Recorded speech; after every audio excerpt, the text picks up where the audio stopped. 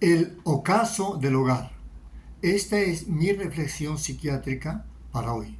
El ocaso del hogar. Miles de años de subyugación femenina son transformados por un nuevo concepto de mujer, más libre y más libertaria. Pero a la vez se inicia el ocaso de lo que fue el continente hogareño. Todo se inicia a mediados del siglo pasado con la gran explosión atómica femenina. La mujer logró el derecho al voto, a decidir sobre su cuerpo, a usar anticonceptivos e ir a la universidad. Hablar hoy de personas con roles masculinos o femeninos predominantes puede parecer algo anacrónico en una época donde el concepto unisex está ganando terreno. Grupos cada vez más numerosos proponen que tanto hombres como mujeres deben integrar y ejercer ambos roles. En tiempos primitivos, las mujeres, en lugar de competir, cocinaban, tejían, criaban, cultivaban y curaban. Estas actividades desarrollaron el lenguaje, la empatía y la atención a los detalles, es decir, el cerebro derecho. Los hombres, en cambio, perfeccionaron su capacidad espacial, necesaria para no perderse y cazar con precisión. Su menor conexión emocional, resultado de un desarrollo cerebral más izquierdo, los preparó para la caza.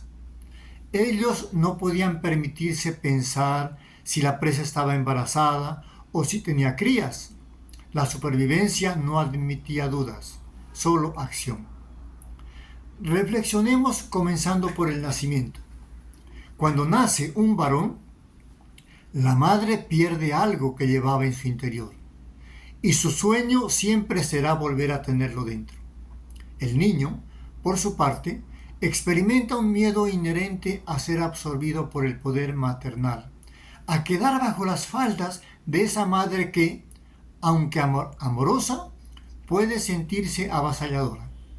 Así, el infante se ve en la necesidad de huir de la casa, buscando relaciones fuera del hogar, a través de la conquista de otros espacios o grupos humanos, surgiendo el rol masculino al identificarse con el padre.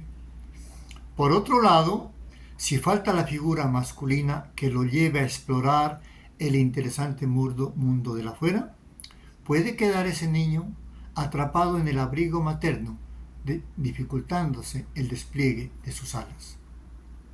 Cuando nace una niña, la madre también pierde algo, a quien amará, pero esa niña es igual a ella, y esta circunstancia le permitirá que ella vuele más fácilmente. La niña volará a otros espacios, sin desesperos y sin angustias castradoras.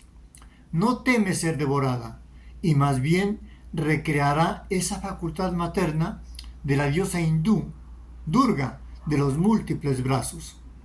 Es decir, se identificará con el rol femenino de su madre. Sabemos por el psicoanálisis que estos roles de género se moldean a partir de las experiencias de crianza. Tanto niños como niñas deberán elegir un rol, dependiendo del rol que tengan sus padres, el cual no está determinado por sus órganos genitales, sino por una decisión consciente, aunque difícil. Estos roles se construyen en la mente, más allá de las hormonas que puedan predominar. Es decir, un niño puede optar por el rol femenino y la niña por el masculino o viceversa. Eso es difícil de todas maneras. La esencia de lo femenino es comprender profundamente las emociones del otro y ser refugio y sostén. Es el abrazo que envuelve al cónyuge en los momentos difíciles. Es el alma que nutre con calidez y ternura. Organiza la vida con amor desde el alimento, las tareas escolares y hasta las reuniones, creando un espacio donde la familia pueda florecer. Es esa sabiduría ancestral que conoce el consuelo en una taza de té, guiada por un corazón que escucha más allá de las palabras.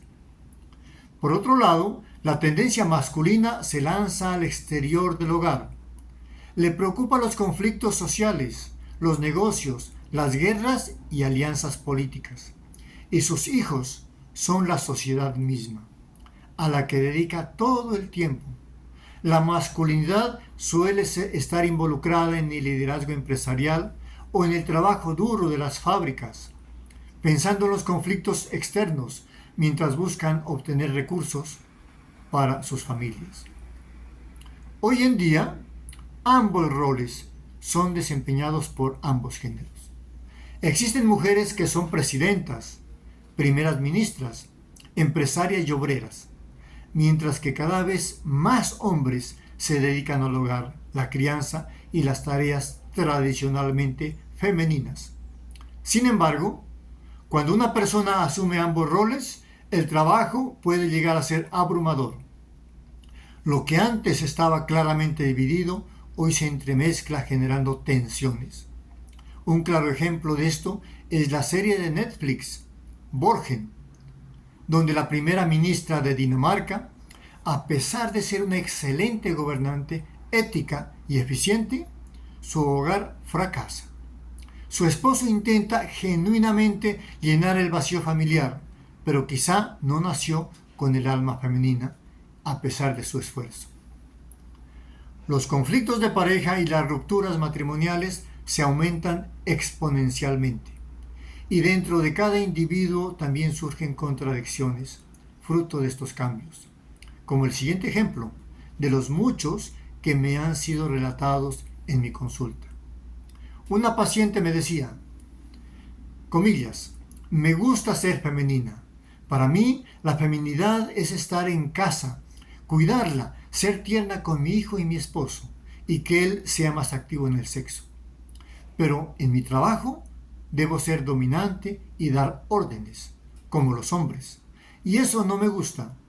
Uso una máscara de masculinidad por necesidad económica, pero preferiría ser más comprensiva y tolerante con mis empleados, aunque si lo hago, toman confianza y me desobedecen. Me gusta tener una pareja para amarla, no solo para encuentros casuales. No puedo tener sexo y luego olvidarme, como suelen hacer los hombres. Cierra comillas. ¿Es posible entrelazar o transformar estos roles? Si América hubiera sido descubierta por mujeres, habrían luchado por preservar nuestras raíces, nuestro idioma, usando la gramática del amor. Con una mano suave y una voz dulce, habrían tejido sus costumbres con las nuestras, sin destruir, sin arrebatar. Pero fueron hombres los que llegaron, y en su paso implacable arrasaron con una cultura, talaron bosques y levantaron edificios gigantescos, intentando llenar el vacío de su propio miedo, miedo a la castración, a ser devorados por la madre tierra, miedo a no ser vistos como fuertes. En su desesperación por probar su valor, lanzan bombas, dañan la ecología y derrochan fortunas, creyendo que así podrán salvar a la humanidad, cuando solo están intentando salvarse a sí mismos de sus propias inseguridades infantiles. Curiosamente, en el contexto de los avances neoliberales y capitalistas mundiales, ávidos de dinero, los hombres, y menos humanidad, valoran más a quien dirige empresas que a quien dirige un hogar.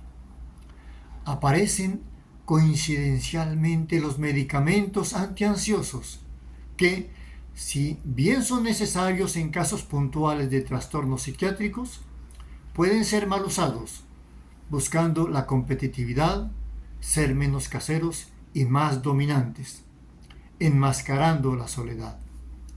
Drogas de la pseudo felicidad que nos alistan para el mercadeo, tal como lo describe el libro Escuchando al Prozac.